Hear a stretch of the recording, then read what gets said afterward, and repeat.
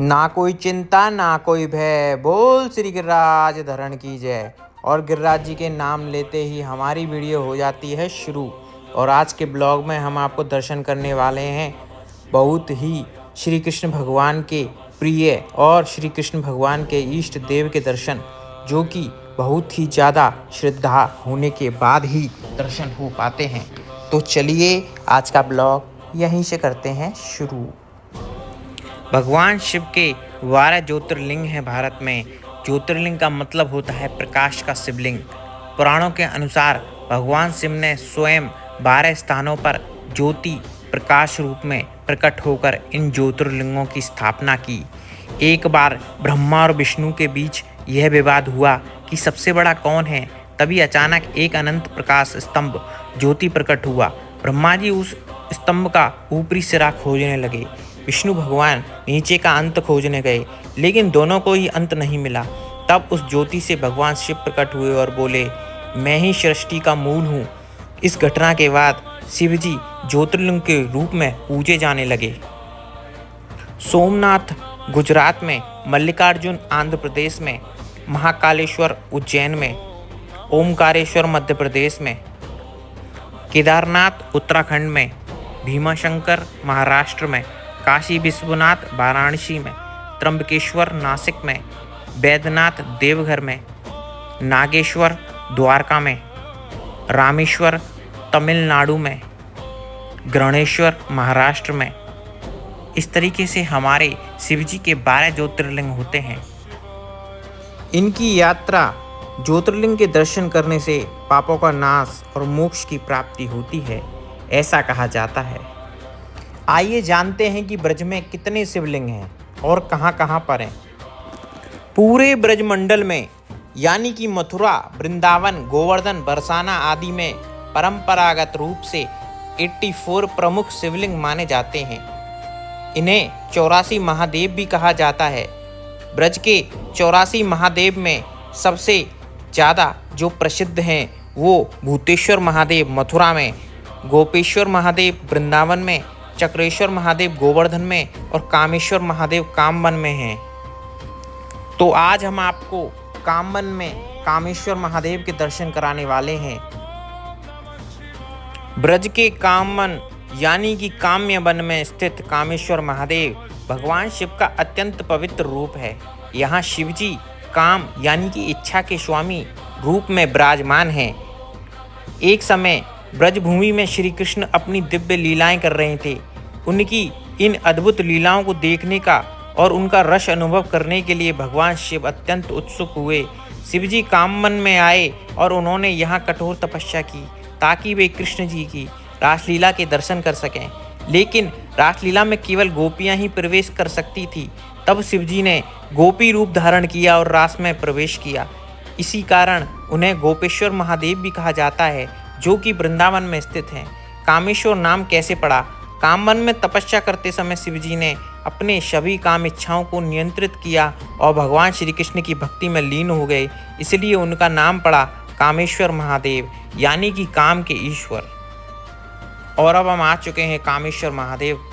यहाँ पे आप देख रहे हो, ये गेट की साइड में एक मंदिर है जो आप दिव्य दर्शन कर रहे हो, और यहाँ से सीढ़ियों से चढ़कर ऊपर हम पहुँच जाते हैं कामेश्वर महादेव मंदिर में।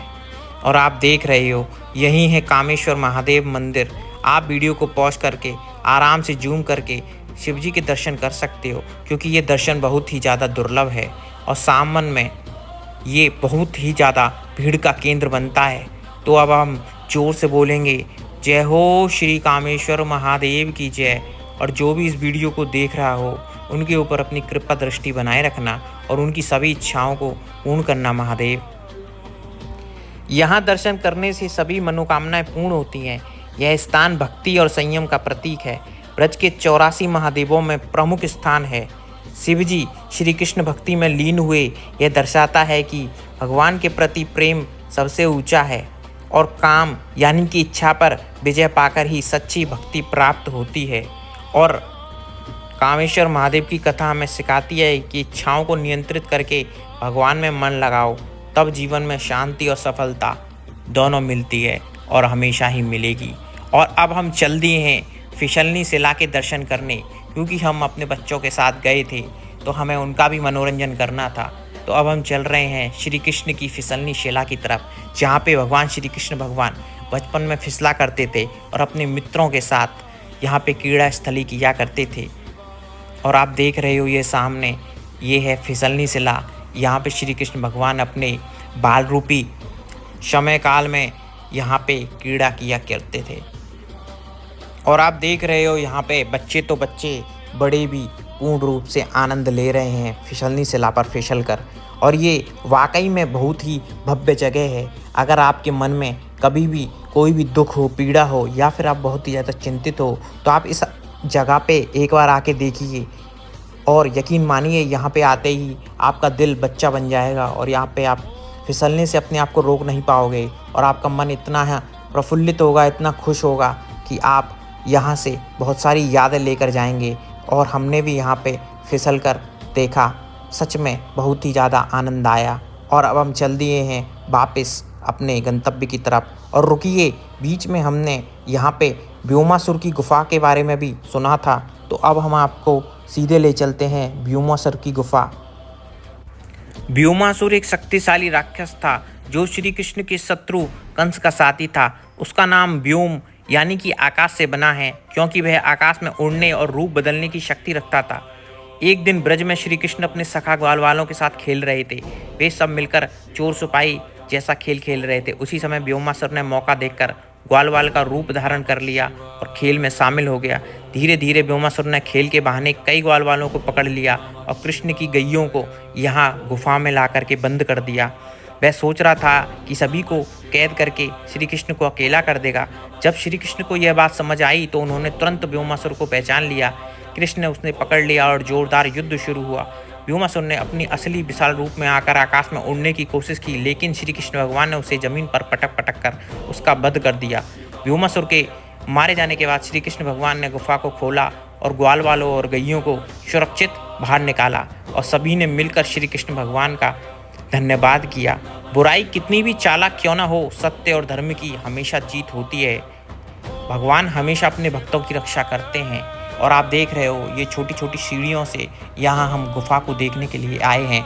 और मैं आपको बता दूं कि आप जब भी यहाँ पे आएँ बड़ी सुरक्षा के साथ आएँ और कभी भी अकेले ना आएँ, और आप किसी न किसी को अपने साथ ज़रूर लेकर आएँ, और हो सके तो एक छोटी सी छड़ी या डंडा भी साथ लेकर आएँ, क्योंकि यहाँ पे कभी कभार बंदरें भी बहुत सारे मिल जाते हैं। और इस व्योमासुर के गुफा के ऊपर ही कुछ सीढ़ियाँ चढ़ने के बाद हमें मिलती है एक बहुत ही ज़्यादा प्यारी लोकेशन।